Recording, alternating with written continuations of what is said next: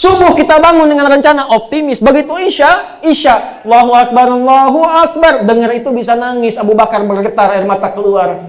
Kalau saya pulang malam ini, apa yang saya bawa kepada Allah? Mata terpejam, maka akan bangun lagi besok hari.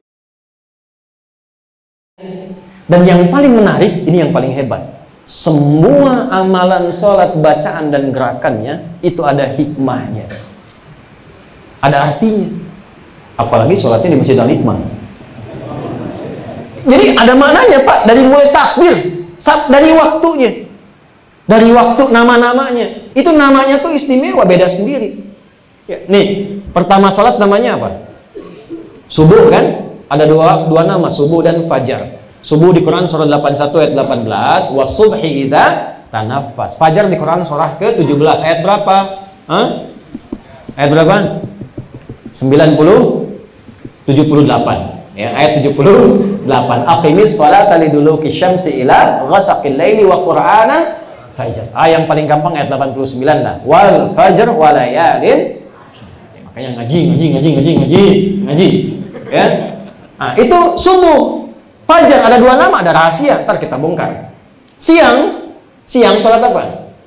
Zuhur. Siang tuh bahasa Arabnya nahar, tapi sholatnya kok bukan sholat siang, sholat zuhur. Sore, sholatnya apa? Asar. Sore itu bahasa Arabnya masa, tapi bukan sholat masa. Ya, sholatnya asar. Maghrib, menjelang malam.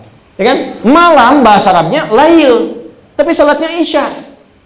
Padahal malam itu lail. Istimewa di malam hari, lailah. Inna anzalnahu fi lailatil qadar. Kenapa lailah? Karena ada yang istimewa di malam itu beda dengan yang lain. Tapi lailnya malam. Lail, lela, lili, leli, layali itu malam. Ibu leli, ibu malam-malam. Tapi sholatnya sholat isya, itu gimana memahaminya tuh? Memahaminya gimana? Karena nama-nama sholat itu dari Allah kepada Rasulnya membawa makna, membawa pesan. Subuh dari kata asbah artinya yang sudah siap dengan rencana, punya planning, punya persiapan sebelum bangun. Dari mana tafsirnya? Hadis riwayat Abu Daud nomor berapa? Nomor 1367. Siapa yang meriwayatkan? Ibnu Abbas radhiyallahu taala anhuma. Di mana tempatnya? Di kediaman Sayyidah Maimunah radhiyallahu taala anha. Apa yang dikatakan? Qala kana an-nabiy sallallahu alaihi wasallam idza istayqadha min naumihi fajalasa wa masaha bi yadihi min athari naumihi faqara khawatim Ali Imran fadhaba ila shimil mu'allaqa fatawadda. Al-hadis adalah kebiasaan Nabi Sallallahu Alaihi Wasallam. Kalau beliau bangun dari tidurnya, beliau duduk dulu sebentar supaya tenang keadaan dirinya. Lalu menghilangkan bekas ngantuk dengan tangannya yang bersih, dengan tangan yang bersih. Karena ada hadis lain mengatakan kalau bangun dari tidur cucilah tangan terlebih dahulu karena engkau tidak tahu kemana tangan itu berkelana saat tidur.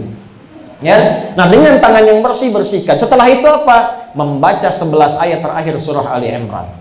Inna fi khalqis samawati wal ardi wa ikhtilafil laili wan nahari la ayatin liulil alladzina yadhkuruna Allaha qiyaman wa qu'udan wa 'ala junubihim wa yatafakkaruna fi khalqis samawati wal rabbana ma khalaqta hadza batila subhanaka faqina.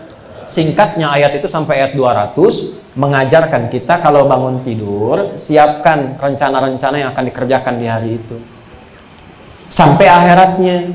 Jangan cuma cari dunia, akhiratnya dapat enggak? Anda selama bertugas sampai jadi perwira di sini berapa yang jadi ibadah untuk bekal akhirat? Anda yang punya harta dikumpul-kumpul, semakin banyak harta semakin belum kenal Allah, berapa banyak lagi harta yang dibutuhkan?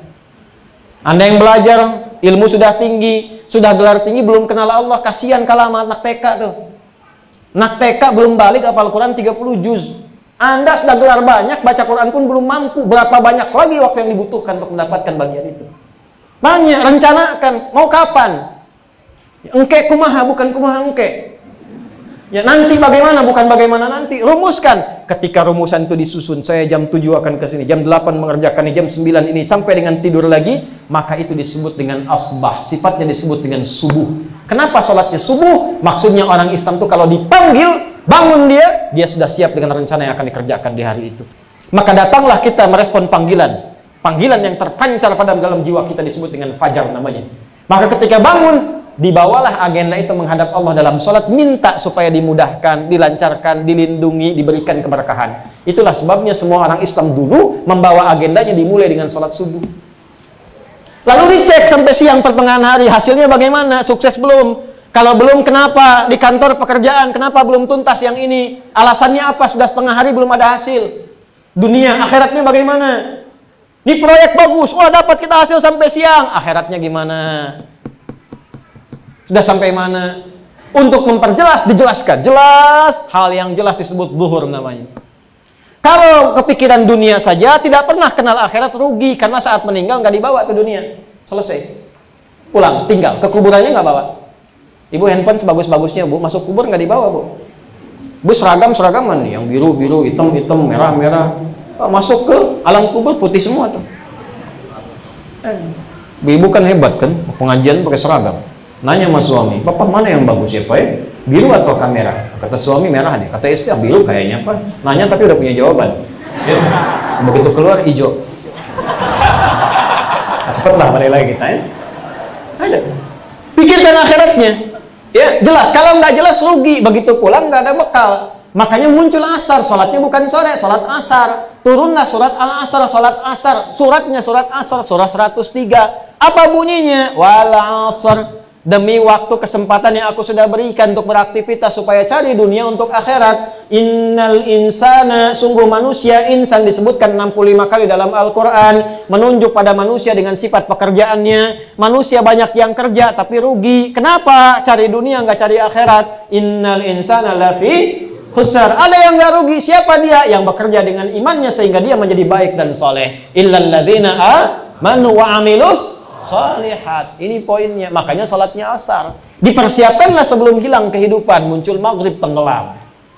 Begitu selesai gelap, isya. Ada asya, ada isya. Asya itu tempat dan waktu mencari ma'isyah. Masih gerak, aktif.